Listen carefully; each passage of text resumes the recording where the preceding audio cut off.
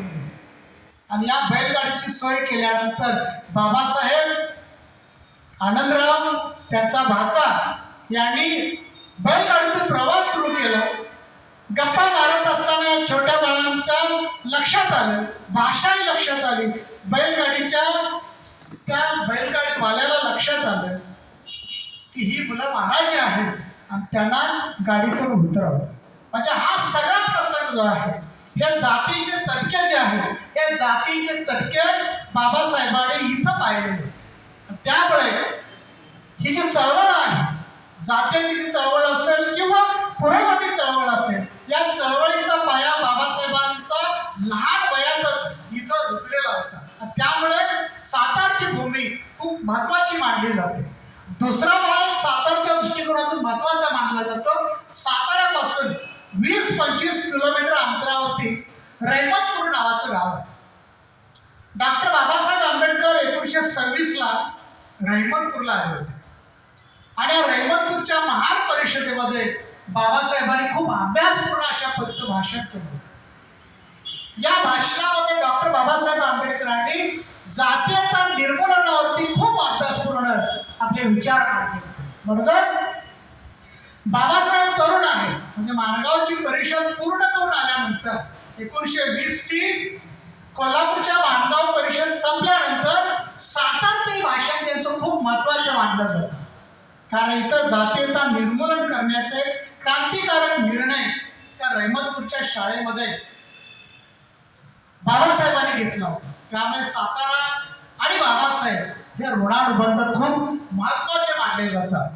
हाच धागा पकडून डॉक्टर बाबासाहेब आंबेडकरांनी नागपूर या ठिकाणी 14 ऑक्टोबर 1956 ला धम्म स्वीकारला आणि संपूर्ण भारतामधील अनेक धम्म अनुयायांनी धम्म स्वीकारला.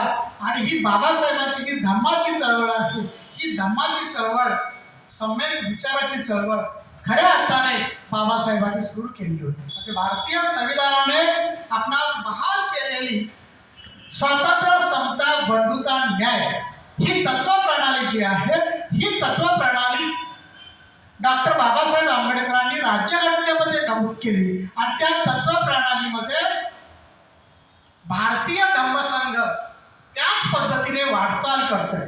धम्म सांगितला, तो धम्म, या धम्माचा प्रचार आणि प्रसार करण्याचा प्रयत्न 2001 सालापासून 2 डिसेंबर 2001 सालापासून आम्ही भारतीय धम्मसंघ म्हणून धम्माचा प्रचार आणि प्रसार आम्ही करत आहोत.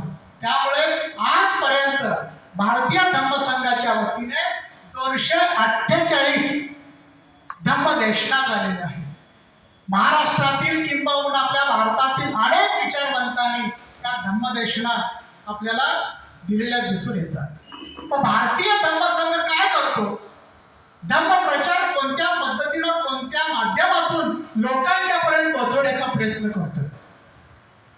महिन्याच्या प्रत्येक पौर्णिमेला धम्म बांधवाच्या कोणत्या तरी कुटुंबामध्ये जाऊन आम्ही सर्व पदाधिकारी किंवा आमच्या सगळ्या भगिनी, आमच्या संघमित्रा भगिनी असतील किंवा सगळ्या भगिनी आम्ही एकत्रित कुठल्या तरी धम्म बांधवाच्या कुटुंबामध्ये आम्ही जमतो आणि त्या ठिकाणी आमच्यातलेच एखादे विचारवंत, धम्माचा अभ्यास करणारे एखादा विचारवंत धम्म प्रचारक त्या ठिकाणी जाऊन धम्म सांगत असतो. धम्म